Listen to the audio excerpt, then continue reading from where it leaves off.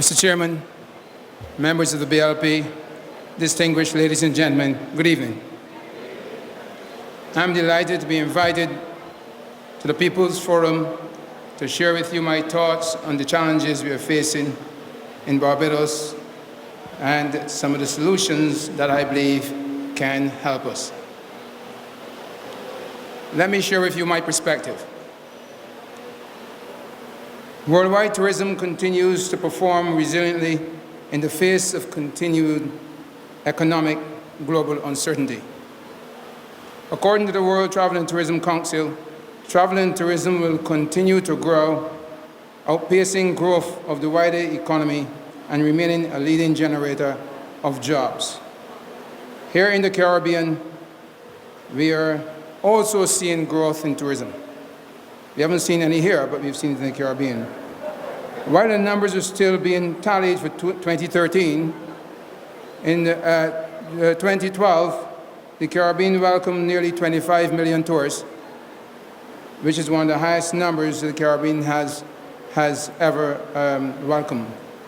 That is a 5.4% increase over the 2011 numbers, and the largest number of visitors, like I said, that have come to this region. This rate of growth have outpaced the rest of the world, which has only seen a 4% increase. Barbados fared slightly worse, with a 5% drop in tourism arrivals in 2012 and approximately 5% projected, because we haven't seen the final numbers for 2013, but based on the last numbers I saw at the end of November, it looks like it will finish around 5% in 2013. And that is the core of the issue that is facing this country. It has become increasingly obvious to more and more Barbadians that tourism is the quickest and possibly the only avenue to take the country out of the current economic decline and on a path of sustainability. Up until 2008, Barbados, like the rest of the region, had shown positive growth for a sustained period. For the 5 years prior to 2008, Barbados had grown by an average of 2%. It wasn't a really large number, but it was growth. And the Caribbean itself had grown by a similar percentage. And while there was a decline in Barbados tourism arrivals immediately after the recession, there was a decline in 2009. Tourism arrivals again increased fairly significantly in 2010 and 2011, restoring the loss that had taken place in 2009. One may ask, how did little Barbados retain the tourism arrivals when the world was in recession? I remember attending a session called by Prime Minister Thompson at the Convention Center, and the whole business community was there, and I was one of the speakers on tourism. And there was a lot of negative being discussed. People felt the country was going to fall apart in the recession. And my contribution was, we only need a few tourists. And if we do it right, we may not grow, but we can hold on to what we have. And I had the privilege of serving as the chairman of the tourist board. And I know Mr. Marshall served as chairman of the tourist board the previous time. And we were able, with the help of the board and the government and everyone, to try and sustain the numbers during 2010, 2011. It's a fair question if you ask why a small country could sustain the numbers. But Barbados only actually require about 572,000 people. And it's a lot of people. We think it's a lot of people, but when you look at other destinations around the world, that's a small amount of people.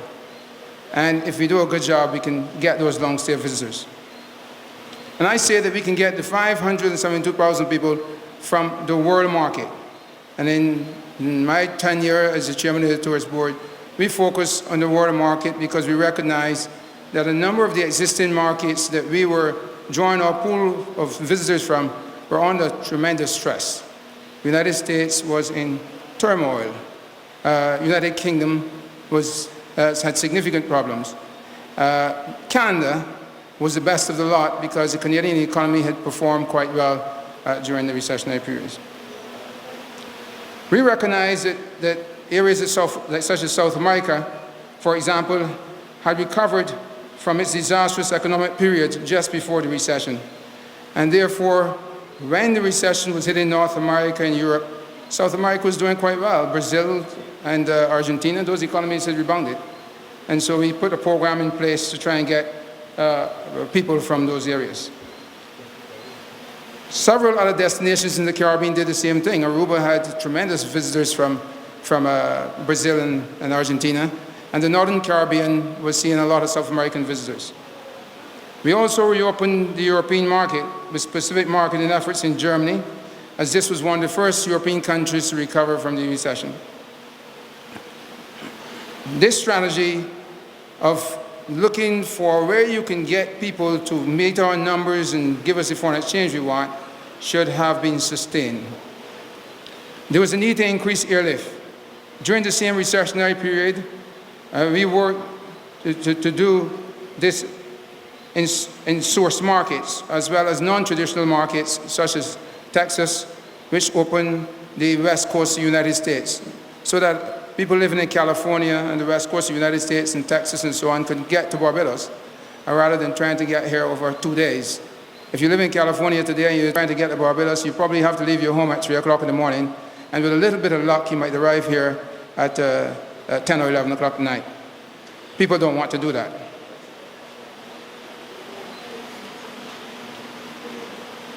While our tourism showed growth in before 2008, there were signs that we needed to address, for example, there were needs to be addressed. For example, we were trading below our neighbors in terms of tourism development, that is new hotels. We were doing okay, but there was a lot of stuff still needed to be fixed. Now let me paint a picture for you. In 1980, Jamaica had 10,000 hotel rooms, and today Jamaica has 30,000 hotel rooms. Cuba has 7,226 hotel rooms in 1980, and today it has 57,000 hotel rooms. St. Lucia had 1,245 hotel rooms in 1980. Today it has 4,900 hotel rooms. In Barbados in 1980, we had 6,680 hotel rooms. Today we have 5,400. The average growth in these countries between 1980 and today is 486%, compared to a decline in Barbados of 20%.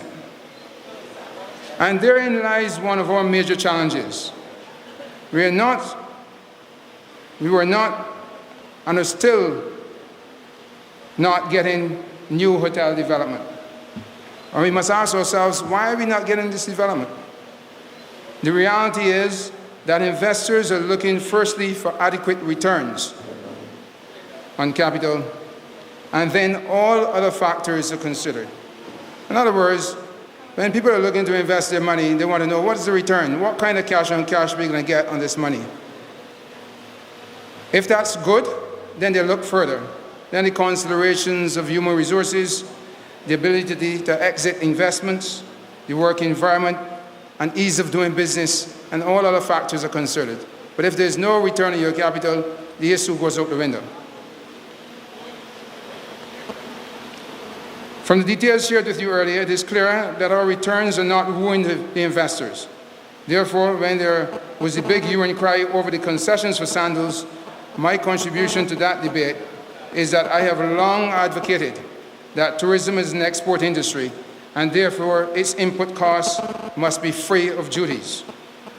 Tourism is a global business.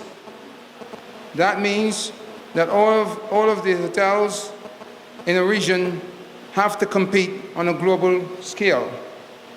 If a hotel, say in Cuba, Dubai, you name the country, can build a hotel room for $80,000 US and has the finest furniture and fixtures, and a similar hotel room in Barbados is going to cost $300,000, the following factors will unfold. The investor is more likely to choose that destination, whether it's Dubai or wherever it is. The hotel in Dubai can enter the market at a more competitive price than the one in Barbados. The returns on investment on the Dubai product is likely to be significantly better. the consumer will get a better bang for their buck, thereby guaranteeing a higher level of occupancy of the hotel, and ultimately, Barbados will be the loser. Now, that's just not an exercise for a classroom. That is what is happening. The concessions offered to Sandals are what every hotel in the country should have. They should immediately be put in place for all hotels.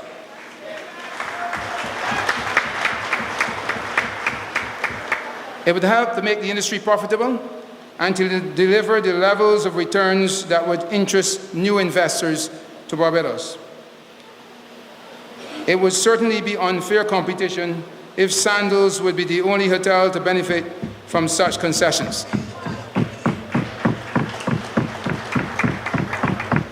And finally, in my view, it would further restrict investment. The issue is that it should not have been implemented as an ad hoc measure.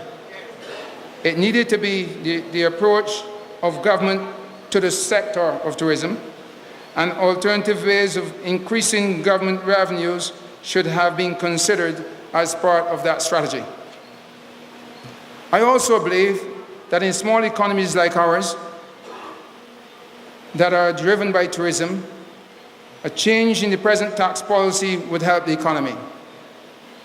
There has been much furore over the APD, the Air Passenger Duty, a tax that was levied on travel out of the United Kingdom by the British government. CARICOM, the Caribbean Tourism Organization, and the Caribbean Hotel and Tourism Association have made representation to the British government to have the surcharge removed or adjusted. While there are arguments that may be in our favor regarding the different levels of charges applied to different destinations from Britain, we have been unable to date to get the British government to remove the charge. My view is that this is a new format for taxation on travel that will emerge from destination to destination. It will allow the governments a more direct form of taxation and an easy method of collecting. Australia had such a system since 1995.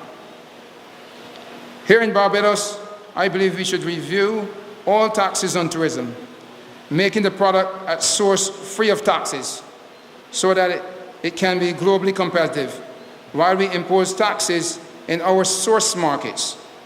In other words, government should levy a charge on their tickets, like the British have done, for all tourism arrivals.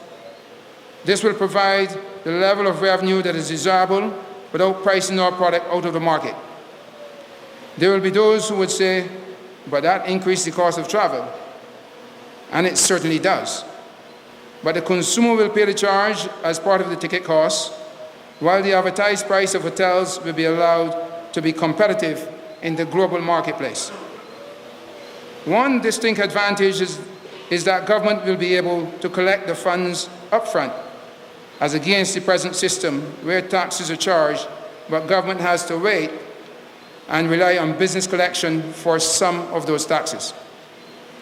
This system, over time, has shown that massive funds are owed to the government. Half the businesses in Barbados owe the government taxes, and they simply can't pay. It also restricts the ability of government to put in place the programs that it wishes. I am advocating a reformation on the tax system to allow the hotel sector to be profitable, which will help in no small measure to increase the quality of the product, investment, and put Barbados on an even playing field in the international arena. Airlift is a major challenge. We have seen in the recent past a reduction in airlift from the United Kingdom and from the United States. These are our principal markets. The most recent is the loss of American Airlines from New York. American has been serving Barbados for many, many years. The Northeast corridor of the United States is our primary market from the United States for getting visitors. The loss of AA will further, therefore, significantly affect arrivals from the United States. Unless we can quickly make arrangements with JetBlue and other carriers to provide the lift, it is going to be fairly catastrophic. Right now, there are 20,000 seats, I think is my calculation, that we are short from the United States for the present summer. But the loss of air also means that the marketing muscle of the American airlines from the Northeast will be significantly reduced. Don't forget that an airline spends a lot of money to market its product. When it's flying to a destination, it has to advertise the destination. It has no choice. And that's not money that Barbados is spending to advertise itself. That's money someone else is spending to help us get our name in the marketplace. We'll also lose the first-class service because JetBlue doesn't have a first-class service, as well as the network of 66 million consumers that use the frequent flyer mileage as a motivating reason to purchase travel. So there is a pool of persons that will disappear out of the Northeast with this decision. It is more than the air seats, and it will have significant effect. We've also lost a flight out of Dallas, which means access from the west coast of the United States to Barbados is clumsy at best, because you have to fly to Miami, and not a lot of people are going to do that unless there is a particular reason they want to be in Barbados. It is difficult to get new airlift. The airline industry is in deep financial crisis. A large amount of airlines are operating under Chapter 11 or are bankrupt. And we must hold on to the airlift at all costs. We are an island, and our long-stay visitor comes on aircraft. Barbados has a long and excellent working relationship with American Airlines. And while we are aware that American Airlines strategically is phasing out direct flights from the Northeast and seeking to push those flights through Miami for the entire Caribbean region, I wonder why we weren't able to reach an agreement with American, even though there may have been a cost for doing so. There's also always concern over paying the airline to fly to destinations. But let me tell you, in today's world, there are really no airlines willing to fly to a destination without some levy or financial support. And if we are going to get new airlines and increase the airlift, then we must allocate funds for the joint marketing and, where necessary, subsidizing airlift. It is very expensive to run airlines, most of which are running colossal losses, and the cheaper option will be to work with the airline industry with a business relationship that benefit both the airline and Barbados. I'm not suggesting that we give any airline a blank check, but that we use our negotiation skills to put together business deals to assist Barbados' tourism. I want to suggest that there is the potential to drastically increase tourism earnings. In a reasonably short period of time, it is not beyond the realms of possibility that we could double the foreign exchange earning. Now, I've said that before, and it goes over like if you're just making sport. In 1994, when we took over the Haywoods complex, the gross sales of Haywoods was $14 million. We fixed it, and in the first year, I think we took $50 million. So we were able to multiply the gross earnings of Haywoods by better than 200%. In 1991, when we took over Almond Club, the gross sales were $7 million. And the first 2 years of operation, we took over $21 million net sales. We were able to increase the sales by 200%. I believe that that's not just an Almond story, but that could be done all over Barbados. And that there's a potential for massive upgrading of product, and which means that you can charge more rates, get a higher clientele, and Barbados will be the better for it. And furthermore, we were able to take the number of people who are working at those two establishments and increase them by nearly 100%. At a time when there is great need to create employment, tourism has the potential to absorb a number of jobs. We need to recognize that tourism creates opportunities for small entrepreneurs. particularly in the areas of farming, fishing, handicraft, entertainment, and a myriad of undeveloped ancillary products. At Ammon, when I ran it, we hired the entertainment team who were full-time employees for 20 years. The director of music, full orchestras, full bands, people work all year round. The entertainers weren't just somebody that came and played music and when the rain came down, ran with the equipment. They were full-time people who had proper jobs and worked as professionals with a pension and the right to, it's like everyone else has. So these things are all doable, but you gotta have a plan. And so we need to put a plan in place to try and transform this. The ancillary sector of Barbados is a massive opportunity. We have not started to scratch the potential of what kind of funds and monies that we can get out of this ancillary sector. And let the ancillary sector move away from just trying to rent a car, rent and make 5% commission. Let them start to bring real business and add real value. And the potential is there to do that and to create jobs for tons of Barbadians in that product. Think about it. An industry-wide action plan encompassing our communities would create massive employment and foreign exchange earnings. For many years, we've been calling for a major art and craft market, possibly even a roaming market. You know, in big countries, and we all have been there, you know, there are these markets where people bring high-quality product and they sell all kinds of products. Not everybody's selling the same thing. In Rio de Janeiro, I went to the market once in Rio, and I was the most shocked person. I couldn't believe the quality of product and the number of people that made a living out of the Rio market. But it was marketed by all the hotels. And I think that we don't need to, this is not some remedial thing. This is a serious business. We're just not doing it, and we're not taking the money off the tourists. So there's an opportunity to have a roaming market, or put a market in Old Town or Spice Town or Oysteins or Christchurch, and have it organized, structured, run and marketed by the BTA, helped by the NCF, and marketed in every single hotel in Barbados. This would create significant opportunities for local artists to apply their products. Such an entity could be marketed, I said, by the BTA as well as by the NCF. The 1 million visitors that are coming here every year to Barbados would be encouraged to visit, thereby providing the artists with a ready market. This would make millions of dollars for tourism yearly.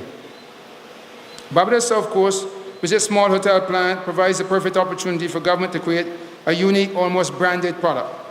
This would allow these properties to move from being just small hotels to make them some of the best 2, 3, and 4-star hotels of the world. This could be accomplished by assisting them in major upgrading and redesigning their needs. The government has a couple of funds, but it seems difficult to access these funds. There's a fund at the central bank where it should be easily accessible for people to upgrade their hotels and create these plants to create greater employment and to earn more foreign exchange. While the recession has been a challenging period, Barbados' major challenge started over 24 years ago, when the tourism arrivals dropped, 24 months ago, sorry, when tourism arrivals dropped 5% in 2012 and 5% in 2013. So while the world tourism has shown growth and Caribbean tourism has shown growth, our tourism really has dropped in 2012 and 2013. And I believe that there will be no growth in 2014. I cannot work out how we would get growth with the shortage of air seats that we see. I'm not projecting that we'll have losses, because I hope we'll put some things in place. But right now, if those things are not in place, it's very hard to get a lot of airlift in place and to make the impact for 2014. So you can expect a tough year in 2014, because I do not believe that there will be any tourism growth. This has been as a result of decreasing airlift, a reduction in marketing, and the closure of Ammon Beach Village. At this point, I'd like to take the opportunity to make a few comments on Ammon Resort, which I started and operated for 20 years. The closure of Ammon Beach Village represented a loss of approximately 30,000 visitors to Barbados a year. Let me put in perspective that 30,000 visitors represents better than 5%, just Ammon Village alone, 5% of the tourism arrivals of the country. This event that led to the closure, the events that led to the closure of Ammon can only be described as unfortunate and a complete lack of understanding as to the role Ammon played in Barbados' tourism. It has only now become clear the significant contribution that it has made. Ammon is singly responsible for the decline in 2013. In other words, Barbados' numbers are 5%, there is no Ammon village. So everything else, if you did everything else well, you still have 5%. It was Barbados' only international hotel brand product. It was responsible it was profitable for 17 years of the 20 years that we ran it, paying dividends to its shareholders and bringing millions of dollars of foreign exchange to the economy of Barbados annually, while employing more than 1,000 Barbadians directly and indirectly about 4,000. Its closure had a devastating effect on employment, all at a most difficult time in our country's development. Certainly, the closure of Ammon Beach Village has had a catastrophic effect on the businesses in Spice Town. The Spice Town is a ghost town at the minute because all the visitors from Ammon always frequented Spice Town. All of this could have been saved if government had taken a stand early in the game when the Lamasi wished to exit its investment in Ammon. For the record, from 1997 to 2007, Ammon, by way of Ammon Beach Club and Ammon Beach Village, brought a total of $950 million of foreign exchange to this country. The closure of Ammon represents an immediate $60 million, Ammon Village represents an immediate $60 million loss of foreign exchange. Ammon was the largest buyer of a number of local products, beer, eggs, poultry, vegetables, you name it, fish in Barbados, which meant it supported a number of local industry. Most importantly, it was a Barbadian company, internationally respected in all markets, operated by Bajans, and gave us a global competitive brand. The closure of the enterprise as a result of a lack of capital and the desire by the principal shareholders to exit Ammon hotel business was a devastating blow to Barbados, as Ammon was its major foreign exchange earner. A lot was said by Neil Amasi, but what was not said is that the company was starved of capital to regenerate its plant at Ammon Beach Village and Ammon Beach Club, which were the cash cows that provided the profits for the company. The commitment to the hotel industry by the investors was not there. It is unfortunate that we allowed the hotel to close for some $50 million, which would have restored the property and would have avoided a series of unfortunate circumstances that has now affected our economy and our people. Barbados now has no indigenous hotel brand, and it will be a long time before that can be achieved again. If and when a new hotel is built, it will most likely be some 3 to 4 years before it can be reopened. Barbados would have lost a major opportunity to earn foreign exchange, which we so badly need, and create employment. Ladies and gentlemen, in the short term and for the foreseeable future, tourism is the only means of getting Barbados back on track, and can do this quickly. What is needed is a proactive approach to moving forward.